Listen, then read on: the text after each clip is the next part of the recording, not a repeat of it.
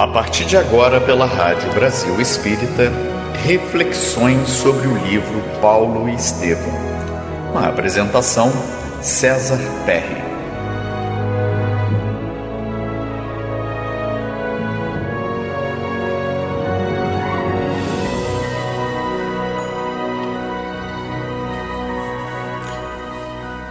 Boa noite, amigos, internautas que nos acompanham pela Rádio Brasil Espírita de Maceió, que de diversas maneiras modernas, faz hoje essa transmissão ao grande público, permitindo, portanto, a propagação da mensagem espírita a todos os interessados. Nós iniciamos na semana anterior um novo programa, onde o foco passa a ser o romance Paulo e Estevão, psicografia de Francisco Cândido Xavier, assinado pelo Espírito Emmanuel. Emmanuel, é bom lembrarmos, é o orientador espiritual de Chico Xavier. Foi aquela entidade espiritual que não só escreveu algumas obras, como coordenou todo o trabalho mediúnico de Chico Xavier ao longo de 75 anos, de dedicação do jovem médium na época ao espiritismo e à mensagem cristã. E é nessas condições que na semana anterior nós lembramos que o romance Paulo e Estevão está completando 80 anos de publicação, no mês de julho do ano de 1942. E aí tecemos uma síntese histórica, sobre como foi elaborado o romance Paulo e Estevão, a época do seu lançamento e as suas repercussões. Nós vamos então agora, dando continuidade a esses estudos, lembrarmos da figura central do romance, que é Paulo de Tarso. E é nessas condições, meus amigos, que nós não podemos deixar de considerar a importância que representou Paulo de Tarso. Aliás, na apresentação do romance Paulo e Estevão, Emmanuel já diz que Paulo foi o consolidador do cristianismo. E efetivamente nós vamos sentir isso, nos comentários que estaremos passo a passo efetivando em torno dos capítulos do romance Paulo e Estevão. Por que ele foi o consolidador? Porque ele defendeu a ideia de que a mensagem de Jesus deveria ser levada ao povo de uma forma geral, sem nenhuma exigência prévia, sem nenhum pré-requisito. Ou seja, ele estava, portanto, se propondo a falar a todo o povo. Por isso é que ele é chamado de o apóstolo da gentilidade. Gentios eram um povo, ali próximo, vizinho à Judéia, que tinha ali algumas diferenças religiosas, com o judaísmo radical, e que eram muitas vezes menosprezados pelos judeus clássicos. Então, nessas condições, ficou claro que ele falaria para todos. Então, o apóstolo da gentilidade. E aí vem um detalhe, porque Paulo, ele nasceu na cidade de Tarso. Tarso era uma cidade importante, na época na Ásia Menor, atualmente na área da Turquia, e que tinha uma cultura grega, bem consolidada. Com grande influência de filósofos gregos, inclusive do estoicismo. Então ele nasceu nessa cidade de Tarso, de cultura helênica, onde ele aprendeu a falar e escrever em grego, e os seus primeiros estudos foram dentro do idioma grego e dentro dessa cultura grega. Mas o lar dele era de tradição judaica, Então aqui já tem uma outra cultura, uma outra tradição. E o que acontecia? Toda aquela grande região estava inserida dentro do Império Romano, que era uma outra cultura, um outro povo que havia dominado várias províncias, vários reinos, né? E que envolvia todo o mar Mediterrâneo. Então é interessante destacarmos que Paulo, ele viveu simultaneamente em 3 mundos: do lar judaico, da cidade de Tarso, de cultura grega, cultura helênica, e do Império Romano. E ele não só conhecia, como teve todo um preparo dentro de todas essas condições oferecidas por um contexto, né, ímpar, em que ele foi criado e se desenvolveu. Então nós podemos dizer que inicialmente Saulo, ou Saul, né, como é lembrado no mundo judaico, ele adota depois o nome romanizado Paulo.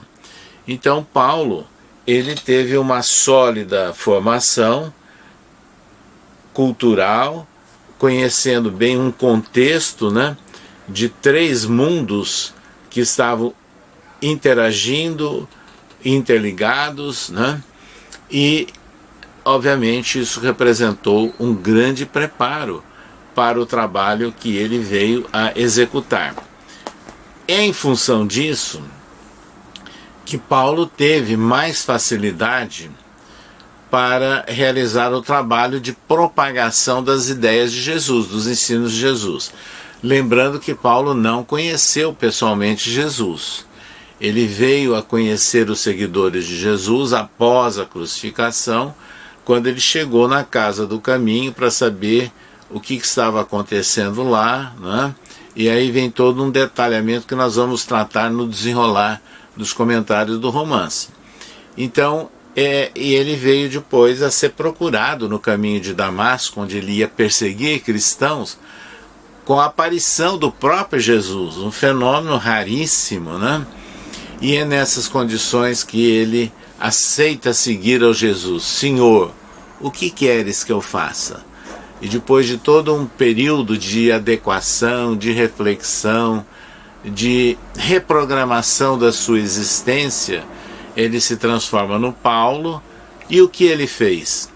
Levando a mensagem à gentilidade. Então, nessas condições, ele executou 3 grandes viagens, né, por províncias, por várias regiões do Império Romano, navegando pelo mar Mediterrâneo, outras vezes em lombo de animais, ou andando a pé e com muitas dificuldades.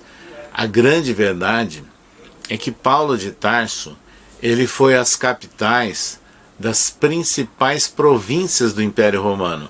Então aí nós começamos a perceber a importância da abrangência, né, do trabalho que ele veio a executar. Então, sem dúvida nenhuma, gerando muitas repercussões, não é? Porque nós passamos a compreender que ao andar nas principais províncias do Império Romano, no entorno do mar Mediterrâneo, ele estava semeando em diferentes regiões, diferentes culturas, a mensagem de Jesus. E ali fundando grupos, né, que eram as chamadas eclésias, que nós vamos comentar sobre isso mais à frente, de seguidores, de interessados em conhecer a mensagem de Jesus. Então é por isso que Emmanuel o considera o consolidador do cristianismo. E é a ponto de dizer que sem Paulo não haveria cristianismo.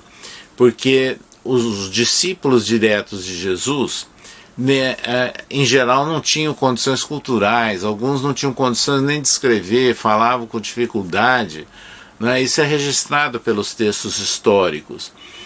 E, ao mesmo tempo, quase todos desencarnaram, vitimados por perseguições, né? E teve uma vida um pouco mais duradoura Pedro, Levi, que veio a ser chamado Mateus, né? E o João, que foi o mais longevo. Mas vários outros desencarnaram antes. Então, nessas condições, o trabalho que Paulo executou ao longo da sua vida, visitando várias regiões e fundando agrupamento de seguidores de Jesus teve uma importância destacada, né, para a consolidação do cristianismo primitivo. É isso que Emmanuel destaca desde a apresentação do romance Paulo e Estevão. E é nessas condições, meus amigos, é nesse trabalho árduo que Paulo, com base nessa formação cultural que ele teve, nessa compreensão da diversidade de situações e do mundo, né, em que ele estava inserido, que conheceu o judaísmo, conhece a cultura grega e conhece as normas e as tradições do mundo romano, é que ele pôde navegar, vamos assim dizer, com mais segurança, né, nos mares revoltos das dificuldades, das perseguições, das incompreensões, da presença de falsos profetas, de falsos líderes, né, que já se imiscuem no movimento original do cristianismo. E porque ele tinha visão, ele tinha cultura, ele tinha aquilo que nós chamamos de independência ou de autonomia intelectual. Então isso tudo foi muito importante para Paulo de Tarso. A outra questão é que, vejam, ele, sendo filho de um tecelão abastado da cidade de Tarso, né, e que acabou tendo direito a uma cidadania romana, o pai de Paulo de Tarso, ele herdou a cidadania romana. Então ele era um cidadão romano também, o que não era comum, não é? Entre os povos, né, conquistados pelo Império Romano. Então ele tinha prerrogativas, ele tinha algumas vantagens pelo fato de ser considerado um cidadão romano. E foi por essa razão, meus amigos, é que em muitas circunstâncias em que ele foi preso, ou foi ameaçado, foi acusado, quando ele se apresentava como portador da cidadania romana, as coisas mudavam de figura, porque naquela época o povo subjugado, o povo controlado, né, pelo Império Romano, não poderia julgar nem condenar um cidadão romano. Então ele usou dessas prerrogativas e muitas vezes ele foi solto, né, nessas condições, inclusive no desfecho, né, da sua existência, quando ele apelou ao imperador, ele apelou a César, porque ele era portador da cidadania romana. E acabou sendo até absolvido, depois de ficar 2 anos em Roma, né, aguardando o julgamento do imperador da época, que era Nero, e que não tinha interesse de ficar entrando nessas intrigas, nessas injunções criadas, né, pelo Sinédrio, né, pela cúpula do judaísmo lá de Jerusalém. Nero absolveu Paulo de Tarso nesse julgamento. Então, o que nós gostaríamos de dizer é que acontece aí um fato interessante. Na realidade, ao usar das prerrogativas do cidadão romano, muitas vezes Paulo foi protegido e agiu sob a guarda do Estado romano. Isso aconteceu em algumas viagens, né? Inclusive quando ele foi levado detido para Roma, onde ele perambulou no caminho, né? Ele falava aos seguidores de Jesus e sendo protegido pela guarda romana, né? Quando ele chega em Roma, ele aguardou 2 anos o julgamento por parte de Nero, mas ele usava da condição da chamada custódia libera. Então ele tinha uma liberdade de ação, de andar num determinado perímetro de Roma, desde que tivesse um endereço fixo para o pernoite e fosse acompanhado por um guarda romano. Ou seja, o que ele fez? Durante 2 anos, ele apoiou, visitou e estimulou os grupos de seguidores de Jesus em Roma, e acompanhado e protegido por um guarda romano. Então isso é muito interessante. E é nessas condições, inclusive, é que nas epístolas, as cartas de Paulo, né, que nós vamos comentar depois, são 14, ele foi orientado pelo Espírito Estevão. Isso está registrado uma informação geral em Atos dos Apóstolos, e que Emmanuel depois trabalha em detalhes no romance Paulo e Estevão, especificando que foi Estevão, em nome do Senhor, definido como o orientador de Paulo. Daí a razão, inclusive, do título do romance, Paulo e Estevão. E é nessas condições que, nessas epístolas, Paulo ele passa a se dirigir aos cidadãos de uma forma geral, sem preconceitos, sem aquela ideia original de povo escolhido, né, da tradição judaica, sem aquela ideia de que Deus é Deus apenas dos judeus, né, daquele povo, não.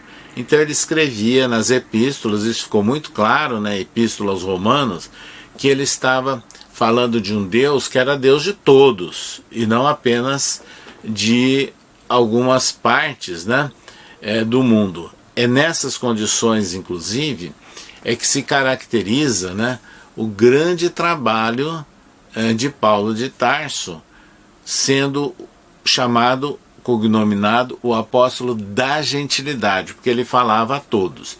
E quando ele escreveu aos Romanos, então a Epístola aos Romanos, a sua perspicácia, a sua prudência ficou muito clara, né, ao dizer que ele estava se dirigindo a eles, falando de um Deus que era Deus de todos, logicamente Deus dos romanos também.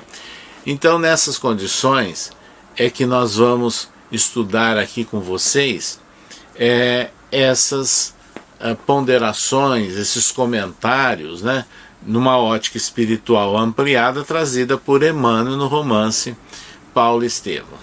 Mas nós gostaríamos também, nesse preâmbulo, de trazer uma informação a todos vocês, que Paulo de Tarso é o autor, né, cristão, é o discípulo do cristianismo, o vulto do cristianismo mais estudado até nossos dias, por várias universidades.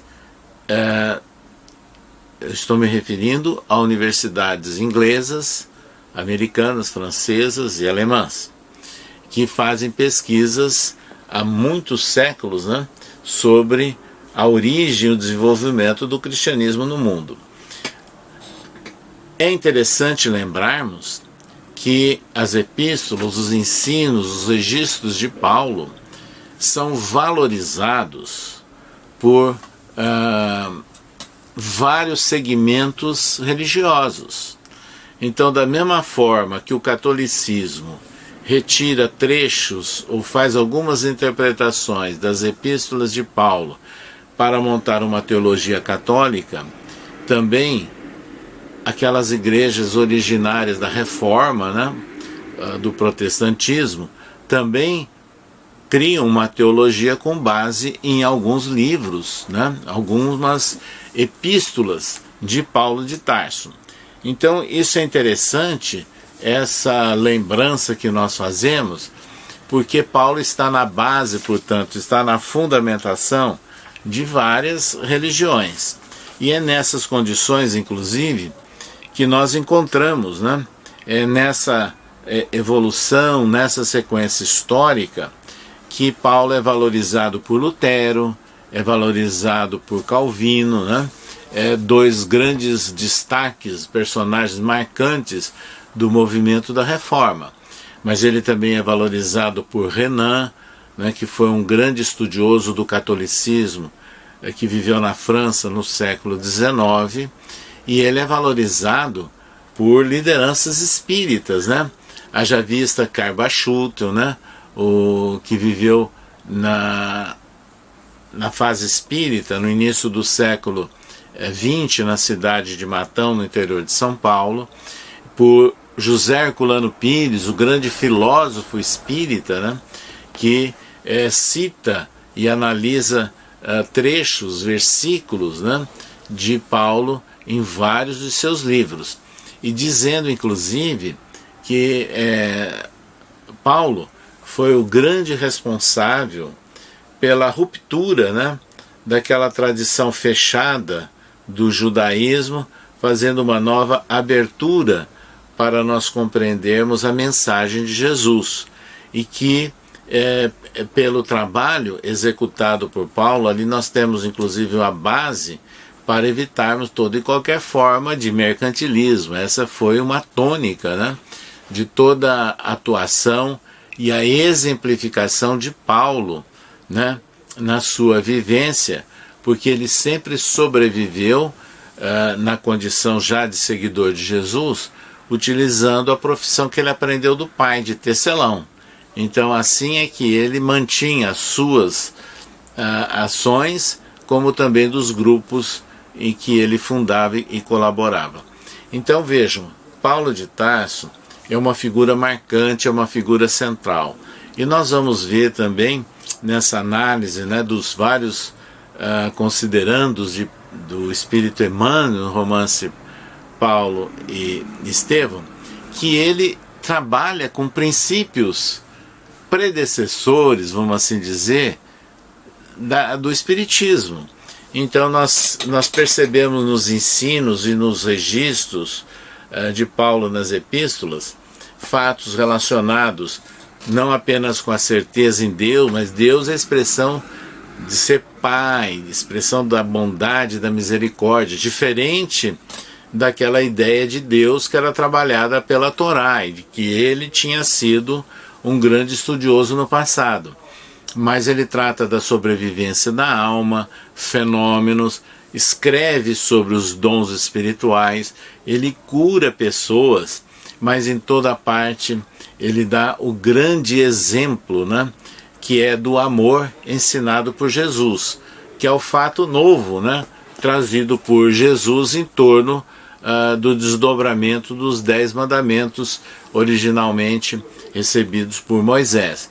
Então, meus amigos, nós teremos ao longo desses programas, dessa série de programas, a oportunidade, né, de verificarmos nos registros feitos magistralmente pelo Espírito Emmanuel, de uma forma agradável, como se nós estivéssemos assistindo um filme, né, ao registrar o romance Paulo e Estevão, nós vamos estar sentindo, né, a beleza do cristianismo primitivo, mas estaremos sem dúvida nenhuma percebendo que no cristianismo primitivo nós encontramos a base, vamos assim dizer, né, para percebermos o desdobramento daqueles que vieram a ser princípios do próprio Espiritismo. É uma viagem no tempo em que nós estaremos reforçando as nossas ideias, as nossas convicções.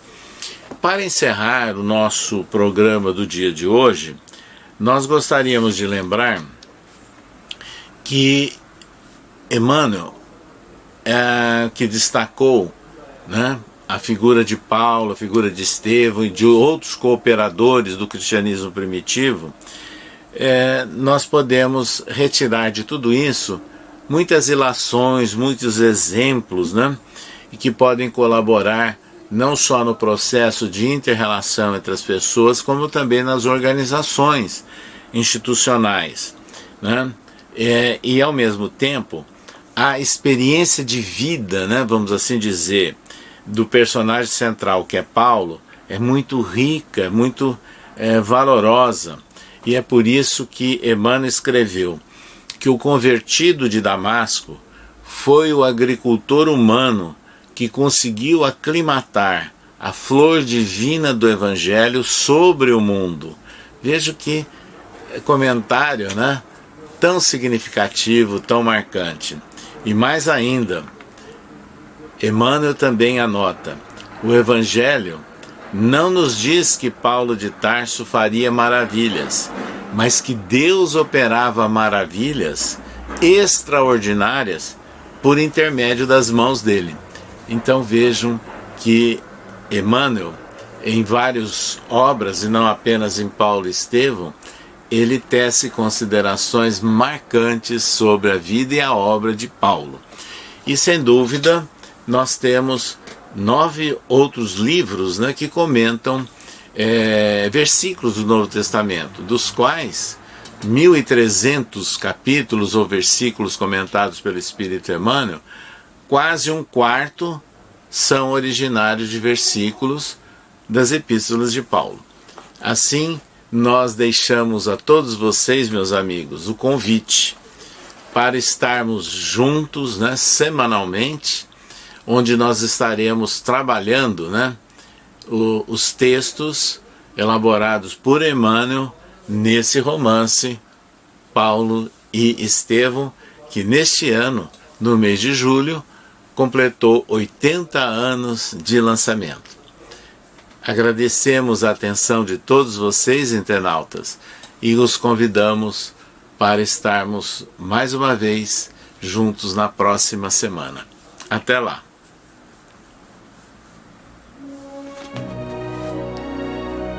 Você acabou de escutar reflexões sobre o livro Paulo e Estevão.